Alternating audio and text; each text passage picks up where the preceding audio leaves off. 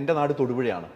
അവിടെ വന്നിരുന്ന് അപ്പു രാത്രി തട്ടുകടയിലിരുന്ന് പക്ഷേ അപ്പുവിന് അവിടെ വരേണ്ട കാര്യം ഇഷ്ടം ഇങ്ങനെ പോയി കഴിക്കാൻ. ഈവൻ മെഡ്രാസിൽ നമ്മുടെ വീടിൻ്റെ അടുത്ത് ഏതോ ചായപ്പീടിയൊക്കെ ഉണ്ട്, അവൻ അവിടെ പോയി ചായയൊക്കെ കുടിക്കും. അവൻ അതൊക്കെ ഇങ്ങനെ രാവിലെ ചിലപ്പോൾ വീട്ടിലിരുന്ന് ഇറങ്ങും, നടന്ന് ഇങ്ങനെ പോകുമ്പോൾ എവിടെ അല്ല അതവിടെ ചായ കുടിക്കാൻ പോവാണെന്നോ എന്നെയും അറിയില്ല, ഈ സിഗരറ്റ് എന്തെങ്കിലും വാങ്ങിക്കാൻ പോയിരിക്കും. എൻ്റെ അടുത്ത് ഞാൻ ചായ കുടിക്കാൻ അവിടെ അങ്ങനെയൊക്കെ പറഞ്ഞിട്ട് പോവും. സോ അതിന് അപ്പു ശരിക്കും എൻജോയ് ചെയ്യുന്ന യാത്ര തന്നെയാണ്. വീട്ടിൽ അപ്പു ഉള്ളപ്പോൾ എന്താണ് സാധാരണ? വീട്ടിലുള്ളപ്പോൾ മ്യൂസിക് അവൻ അതാണ്. അപ്പോൾ ഇങ്ങനെ എല്ലാവരും അപ്പു വന്നിട്ട് എന്താ കണ്ടിന്യൂസ് ആയി ഫിലിംസ് ചെയ്യാത്ത എന്നൊക്കെ. അപ്പോൾ അവന് വന്നിട്ട് കുറേ ഇൻട്രസ്റ്റ് ഉണ്ട്, ഫിലിംസ് ചെയ്യും. അവന് ഇഷ്ടമില്ലാത്തതല്ല, ഇഷ്ടമാണ്, അവന് ചെയ്യാൻ ഇഷ്ടമാണ്. പക്ഷെ അവന് വേറെ അവനൊരു നോവൽ എഴുതുന്നുണ്ട്, അത് പകുതിയോളം എഴുതിയിട്ടുണ്ട് തോന്നുന്നു. പിന്നെ അവൻ്റെ ഫ്രണ്ട്സിൻ്റെ കൂടെ എന്തോ മ്യൂസിക് ആൽബം കമ്പോസ് ചെയ്യുന്നുണ്ട്, അപ്പോൾ അതും സൈഡിൽ ചെയ്യുന്നുണ്ട്. പിന്നെ റോക്ക് ക്ലൈമ്പിങ്ങിന് പോവും, പിന്നെ ട്രെക്കിങ്ങിന് പോവും.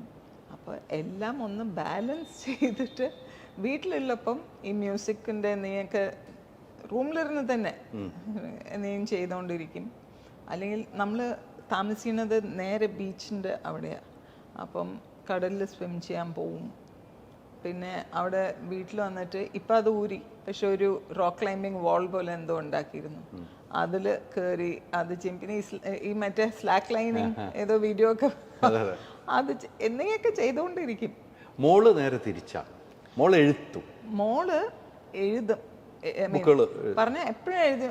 അവൾ ഇടയ്ക്കിടയ്ക്ക് ഇങ്ങനെ ചെറിയ ചെറിയ വേഴ്സസ് ഒക്കെ എഴുതും. അങ്ങനെ കുറേ നാളെ എഴുതി. പിന്നെ അവൾ വരയ്ക്കും, എല്ലാം കമ്പൈൽ ചെയ്ത്. അപ്പുവാണ് തോന്നുന്നു പറഞ്ഞ അവൾക്ക്, നീ എന്നിട്ടൊരു ബുക്ക് ഇറക്കിക്കൂടെ എന്ന്. അങ്ങനെയാണ് അവർ ഭയങ്കര ക്ലോസാ. മോള് സിനിമയിൽ വന്നോന്ന് ആഗ്രഹമൊന്നുമില്ലേ? അവള് അറിയില്ല എനിക്ക്. അവളുടെ പറഞ്ഞിട്ടുണ്ടോ? ഇടയ്ക്ക് പറയും, ഐ തിങ്ക് ഐ ട്രൈ എന്നൊക്കെ പറയും. പക്ഷെ ഇനി വരുമോ ഇല്ലേന്ന് എനിക്ക് അറിയില്ല. ആഗ്രഹമുണ്ട്, പറയാറുണ്ട്, നമ്മളായിട്ടൊന്നും ചിലപ്പോ പറയും. ഇപ്പൊ ഇനി അതിലോട്ട് പോണമെന്നുണ്ടെങ്കിൽ മേ ബി. ഒന്നും ഇതുവരെ നമ്മൾ അങ്ങനെ ഡിസിഷൻ എടുത്തിട്ടില്ല. But I think she is interest ഒക്കെ ഉണ്ട്. പക്ഷെ നോക്കാം, എല്ലാത്തിനും സമയമുണ്ടല്ലോ. സിനിമയിലെ എന്തും പറയുന്നുണ്ടല്ലോ. ഈ ശ്രീനി ചേട്ടനും ലാലേട്ടനും വേണ്ട ഒരു യാത്രയായിരുന്നു, ദീർഘനാളത്തെ യാത്ര, ഏറ്റവും സൂപ്പർ ഹിറ്റുകളെന്ന്. അവർ ശ്രീനിച്ചേട്ട് വയ്യാതിരിക്കുകയാണ്. ഞാൻ വിനീതിൻ്റെ അടുത്ത് ചോദിച്ചിരുന്നു, ഞാൻ അറിഞ്ഞത് ഈ സിനിമയിൽ ശ്രീനിച്ചേട്ടും ലാലേട്ടും വരുന്ന സീനുകൾ എഴുതി വെച്ചിരുന്നു. അപ്പോഴാണ് ഞാൻ ശ്രീനിച്ചേട്ടനെ ഇൻ്റർവ്യൂ എടുക്കാം. എനിക്ക് സൂലാന്ന് എന്നെ വലിയ ഇഷ്ടമാണ്. ഞാൻ ഇടയ്ക്ക് വീട്ടിൽ പോകാറുണ്ട്, വിളിക്കും, പോവും, കാണും. ഒരു ഇൻ്റർവ്യൂ എടുത്തപ്പോൾ പറഞ്ഞു, ഞാൻ ഭയങ്കര വിശ്വാസമായ മോൻ്റെ സിനിമയിൽ ഞാനും ലാലും ഉണ്ട് എന്ന് പറഞ്ഞു. പക്ഷെ വയ്യാത്തതുകൊണ്ട് മാറ്റുകയാണ്. ഇവർ തമ്മിൽ ഇനിയൊരു ഒന്നിച്ചൊരു സിനിമ നമുക്ക് എല്ലാവർക്കും കാണാൻ ആഗ്രഹമുള്ള പോലെ ചേച്ചിക്കുമില്ലേ? 100% എല്ലാവർക്കും ഉള്ളതല്ലേ. പക്ഷേ ശ്രീനിച്ചേട്ടൻ്റെ ഹെൽത്ത് ഒരു ഇഷ്യൂ ആണല്ലോ. ആ കുറുക്കൻ സിനിമയിൽ ഞാനന്ന് ലൊക്കേഷൻ പൂർണ്ണമായിട്ടുണ്ട് അത് ശ്രീനിച്ചേട്ടൻ്റെ കൂടെ. അദ്ദേഹത്തിൻ്റെ ഇപ്പോഴും ആ കോമഡികൾ മറക്കാതെ ഓർത്തെടുത്ത് പറയുന്ന ഒരു വ്യക്തിയാണ്.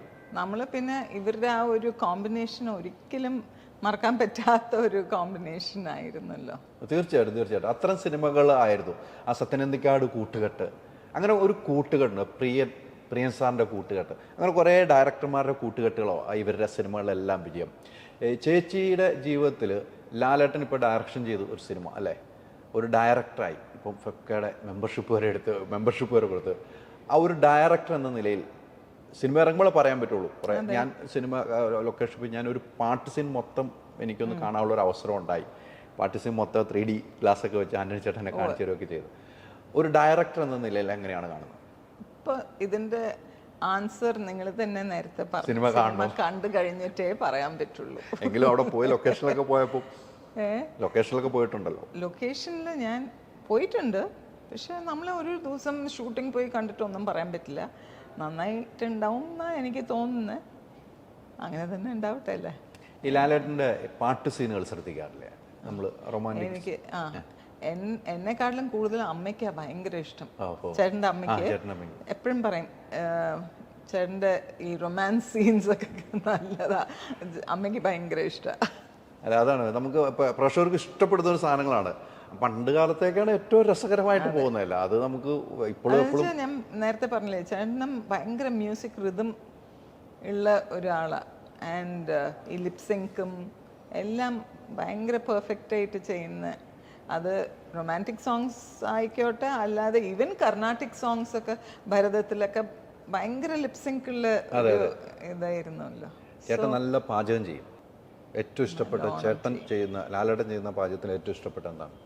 അതെന്താ അറിയോ, ചേട്ടന് വന്നിട്ട് ഒരു ഫിക്സ്ഡ് റെസിപ്പി അങ്ങനെ ഇല്ല. അപ്പം എന്തൊക്കെയോ ഇടും, പക്ഷെ അത് ഭയങ്കര ടേസ്റ്റ് ആയിരിക്കും. എന്തെങ്കിലുമൊക്കെ ഇടും, അത് ഭയങ്കര ടേസ്റ്റ്. എന്തൊക്കെയോ ഉണ്ടാക്കും, പക്ഷെ നല്ല ടേസ്റ്റ് ആയിരിക്കും. അപ്പൊ ആദ്യമൊക്കെ ഞാൻ പറയും ഒരു പ്രാവശ്യം ഉണ്ടാക്കി അത് നെക്സ്റ്റ് ടൈം ഉണ്ടാക്കുമ്പോൾ വേറെ പോലെ ആയിരിക്കും എന്ന്. പക്ഷെ 2-3 പ്രാവശ്യം ഒരേ ഡിഷ് ഉണ്ടാക്കിയാലും നല്ല ടേസ്റ്റാണ്. നന്നായി കുക്ക് ചെയ്യും. അത് പിന്നെ കഴിക്കാൻ ഇഷ്ടമുള്ള ആൾക്കാർക്ക് കുക്കിങ്ങും നന്നായി. അതെ അതെ, ഒത്തിരി വീഡിയോസ് ഉണ്ട് കഴിക്കാൻ. എനിക്ക് ആ വീഡിയോസ് കൂടുതൽ പുറത്തേക്ക് സമീർ ആണ് കൂടുതൽ വീഡിയോസ്, കുക്കിംഗ് വീഡിയോ പുറത്തേക്ക് വിട്ടേക്കാം. ചേട്ടന് മറ്റേ നമ്മൾ പിന്നെ വീട്ടിലൊരു ടെപ്പനിയാക്കി കിച്ചണൊക്കെ ഉണ്ടാക്കി, ജാപ്പനീസ് ഇത്. അപ്പം അവിടെ വീട്ടിൽ വരുമ്പോൾ അതൊരു കൈൻഡ് ഓഫ് റിലാക്സേഷനും കൂടിയാണല്ലോ.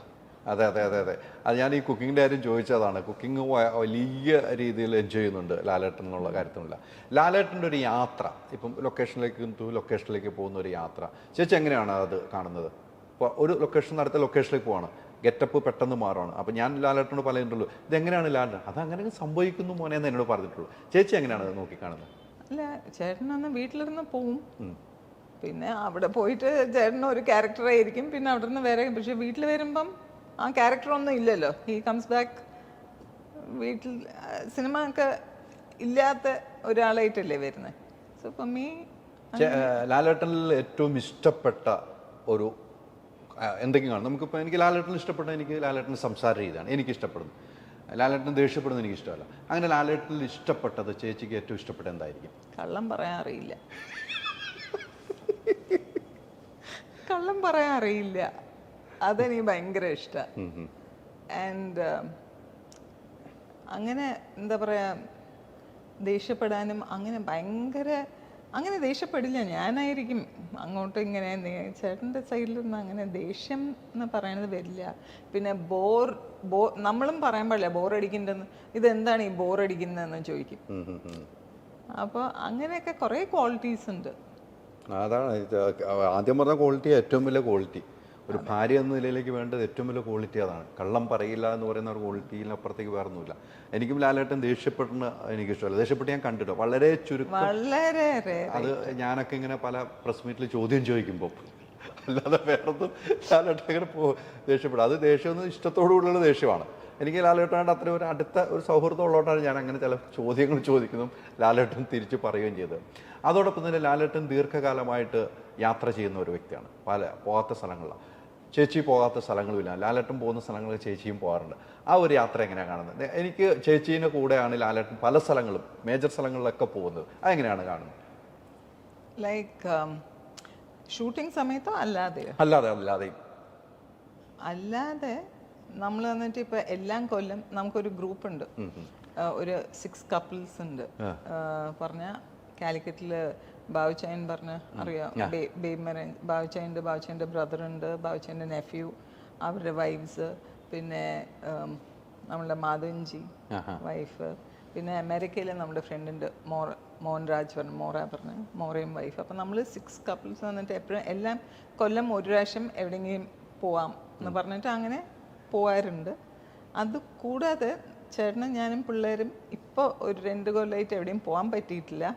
ബിക്കോസ് എല്ലാവരുടെയും സമയം ഒത്തു കിട്ടണം അങ്ങനെയൊക്കെ. പക്ഷെ ഭയങ്കര നല്ലതായിട്ടാണ് നമ്മൾ പോകുമ്പോൾ, നല്ല ഒരു ബോണ്ടിങ്ങും ആ ഒരു ടൈം ഭയങ്കര പ്രഷ്യസ് അല്ലേ. എന്താ വെച്ചാൽ എപ്പോഴും കിട്ടില്ലല്ലോ ഇങ്ങനെ ഫ്രീ ആയിട്ട്.